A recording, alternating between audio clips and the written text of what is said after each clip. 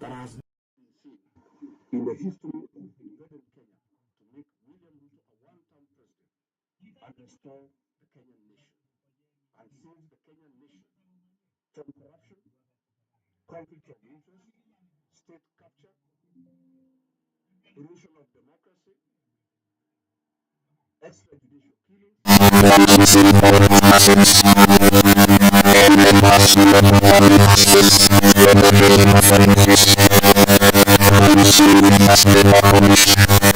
I want to say that Kenyans have lost far to be quantified and we cannot lose more. Kwa hivyo mimi nataka kuhakikishia Wakenya ya kwamba safari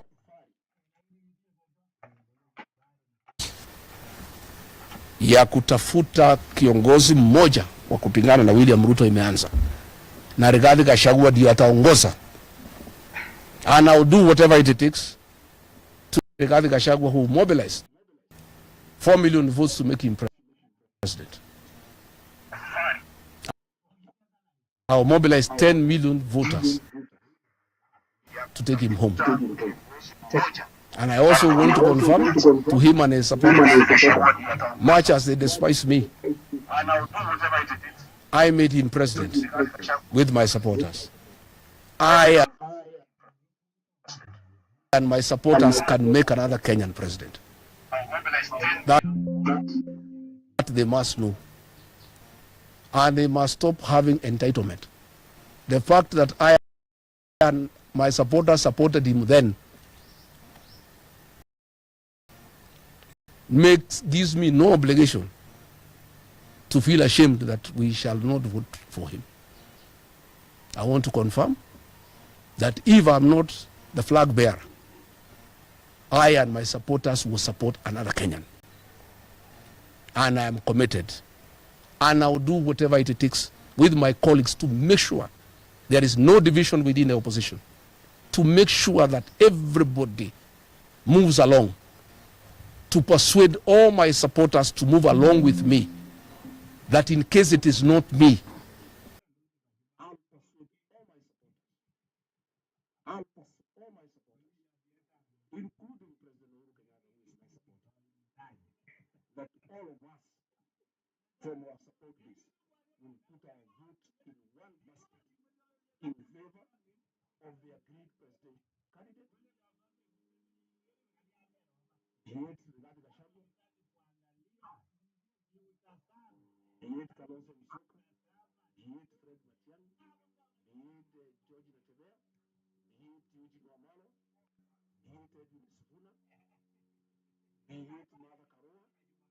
From across board who stood with me. You are harassed, intimidated, but refused to succumb to bribery. May God bless you. The journey has just begun. To the innocent civil servants, including gardeners, cleaners, tea girls, office messengers, who suffered the brunt of this regime, you are harassed, intimidated, threatened, and embarrassed. Justice will be served one day. This ruling was about you. I know it still pains you, but I thank you very much for standing with me and my family all along. May God bless you and your families most sincerely. We stand here today with tremendous respect to the judiciary of our country. While we respect the ruling of the High Court, we totally and fundamentally disagree with the interpretation of the law and application of facts. The laws in broad daylight. What a sad day for those whom have undergone this in the past and those who face the same in future. 50 and in regard to the process, Article 47 demands fair process requiring mandatory fair hearing. We strongly observe that the impeachment process was found faulty by the three-judge bench for failure to respect my right to fair hearing in the violation of Article 25, 47 and 50 of the Constitution. Once that determination was made, the entire process collapsed and was null and void. There was no impeachment. There was a constitutional coup and abuse to the people of independent Kenya. The three-judge bench was obligated by operation of the law on determination or violation of the Constitution to set aside the impeachment. The decision by the bench to then purport to uphold the impeachment in the face of its decision or violation of the Constitution is in itself a violation and derogation of his responsibility under Article 165. Decisions made in violation of the constitutions are null and void.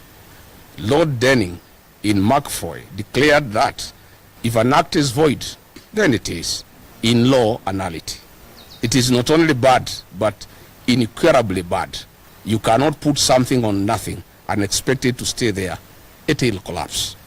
How then would a three-judge bench argued that the non-derogable right to fair trial was violation in the impeachment process? Then they turned around and tell the Kenyan people that regardless, the impeachment was valid. What a paradox. Dear Kenyans, we recall that on 31st October 2024, while setting aside conservatory orders issued by the High Court, this very bench gave an undertaking in open court that there did not exist any violation without remedy or outside the reach of the court. They further argued that in the event and as a consequence of setting aside the protective conservatory orders, they determined that if the impeachment process was unconstitutional, they would reverse any actions and decisions taken pursuant to the impeachment. The Attorney General gave the same undertaking through counsel Professor Githu Muigai Emeritus. 2 weeks ago, the Honorable Justice Ogola, the presiding judge, categorically stated that the petitioners could not restrain it on the remedies on finding of the unconstitutionality of the impeachment, including the possible reinstatement as a deputy president. Further, on seeking of conservatory orders initially, the High Court insisted that petitioners should allow the parliamentary process to complete, since any decision would be amenable to judicial review. It is then astonishing that in this judgment, after pronouncing itself and determining that the impeachment process violated my right to fair hearing, the three-judge bench purported to hold that the impeachment was nevertheless valid and permanent. In yet another paradoxical determination, the bench decided that the Senate failed to follow expected constitutional impeachment process by refusing to use the required select committee. The Senate instead moved directly to plenary.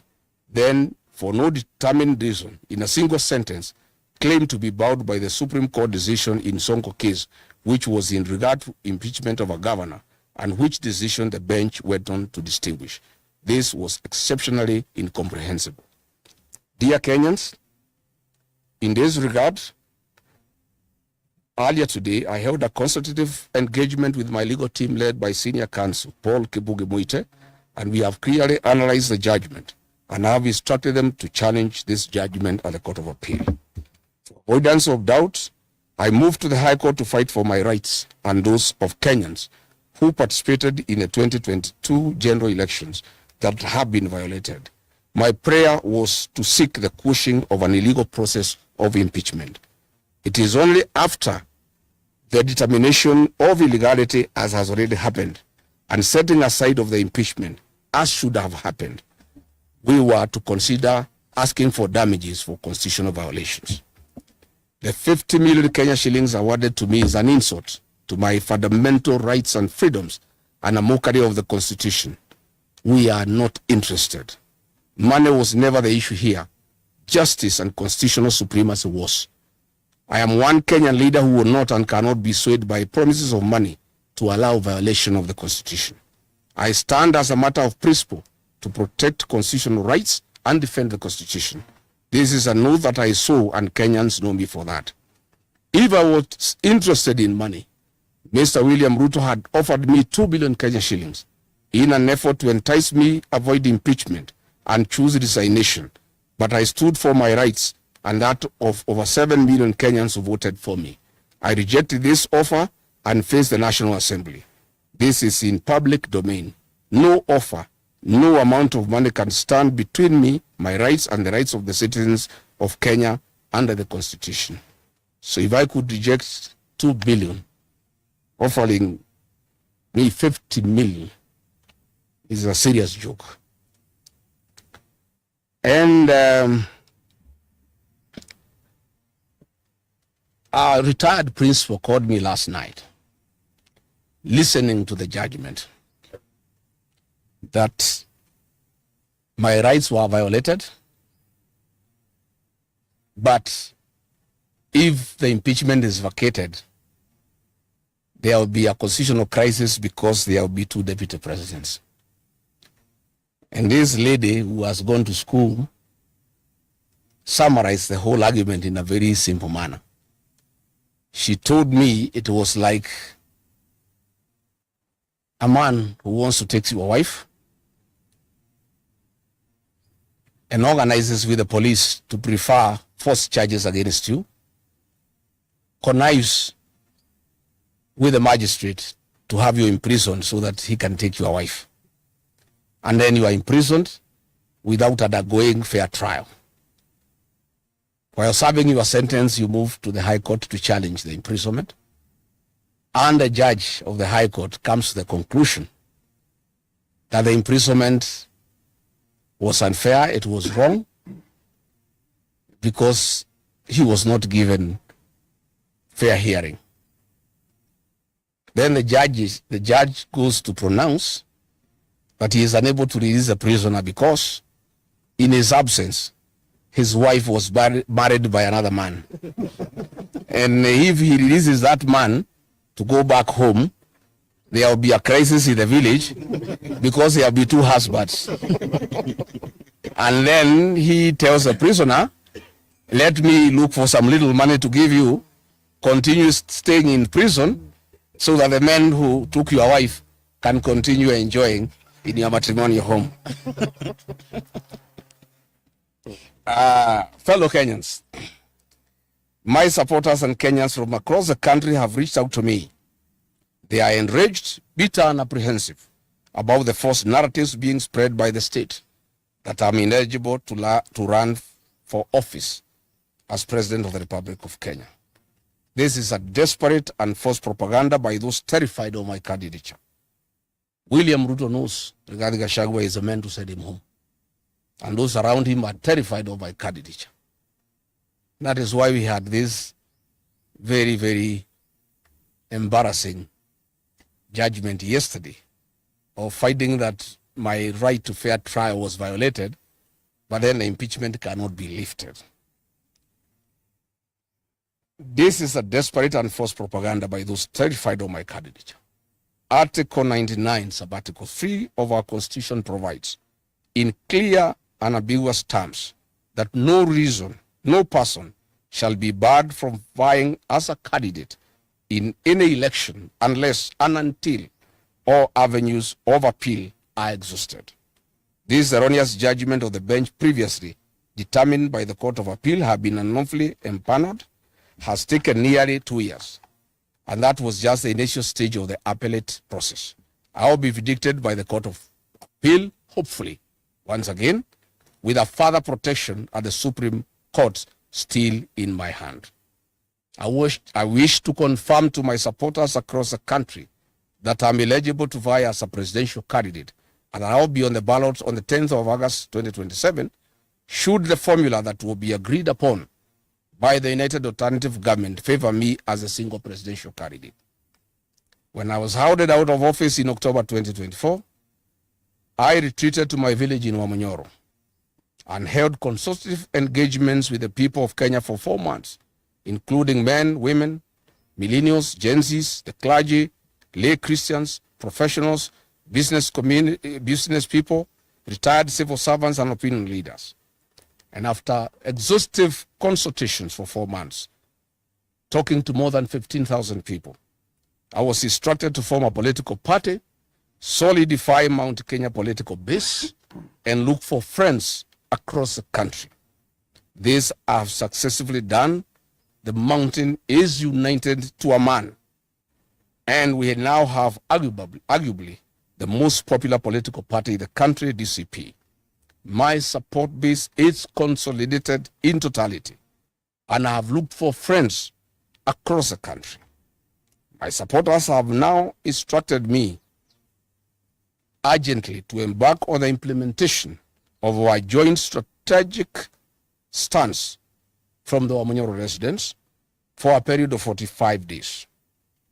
After a tour of Western Kenya, where I want to go and support my deputy party leader, Cleo Malala and Eugene Wamalwa over the weekend, from Monday, I'll come in Wamunyoro village for 45 days to start exhaustive and extensive consultations with my supporters and opinion leaders and stakeholders on the formula of identifying a single presidential candidate to face President William Ruto. Following the High Court ruling, my 60-member caucus of elders and professionals, including the clergy and the youth who advise me on political, social, and economic issues on a daily basis, held a virtual meeting last night following the judgment that was reached by the 3 judges. And now they have instructed me as follows: that the work of political mobilization to remove President William Ruto from office is complete, and there is no need for further political mobilization. They have now tasked me to engage of what in their view is of utmost priority: the identification of a single presidential candidate to face President William Ruto. They have asked me to move to Amonyoro and meet stakeholders, opinion leaders, and all the people who matter in our political formation to seek their mandate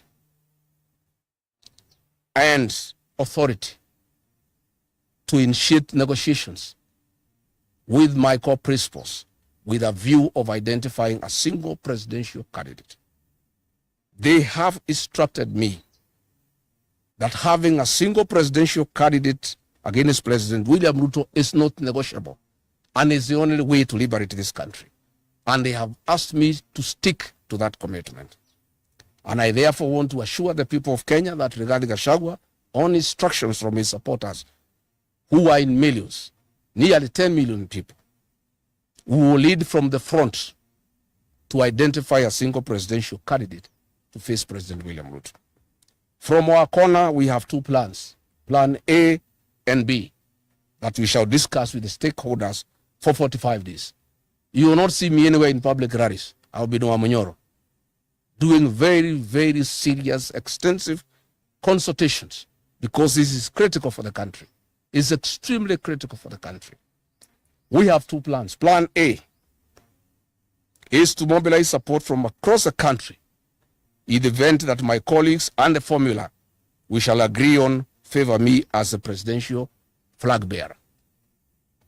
Plan B, in the event that the formula does not favor me as a single presidential candidate, to get mandate from my supporters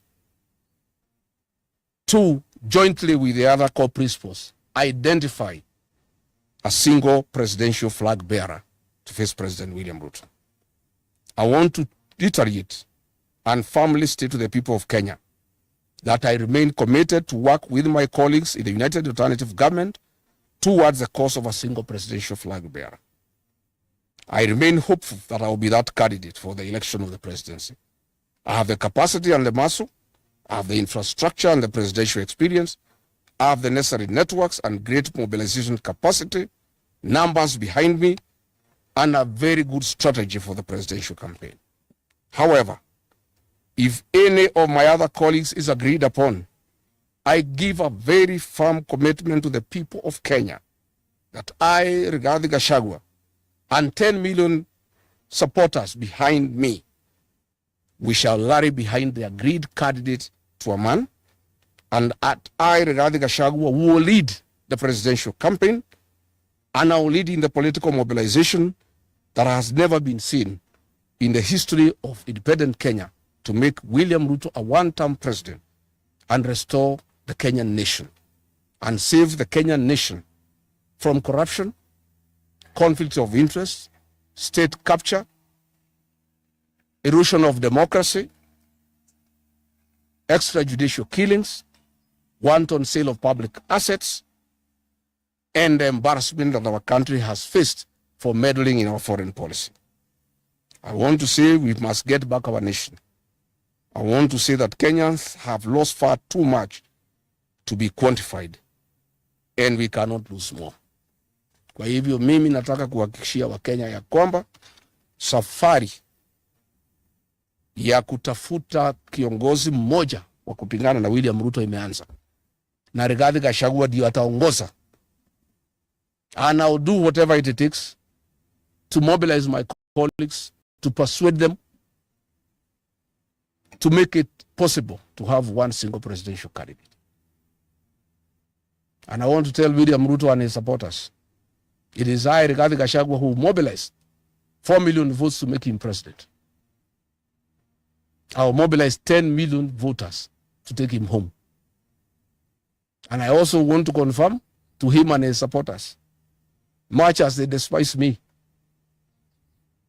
I made him president with my supporters.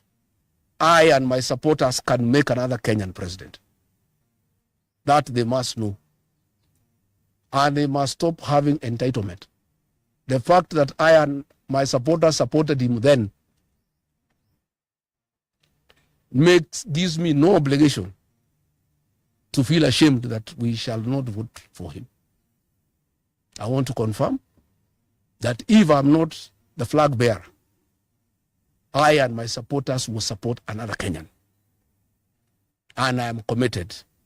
And I will do whatever it takes with my colleagues to make sure there is no division within the opposition, to make sure that everybody moves along, to persuade all my supporters to move along with me, that in case it is not me, I'll persuade all my supporters. All my supporters, including President Uhuru Kenyatta, who is my supporter, that all of us from our support base will put our vote in one basket in favor of the agreed presidential candidate, be it Rigathi Gachagua, be it Kalonzo Musyoka, be it Fred Matiang'i, be it George Natembea, be it Eugene Wamalwa. Muko tayari?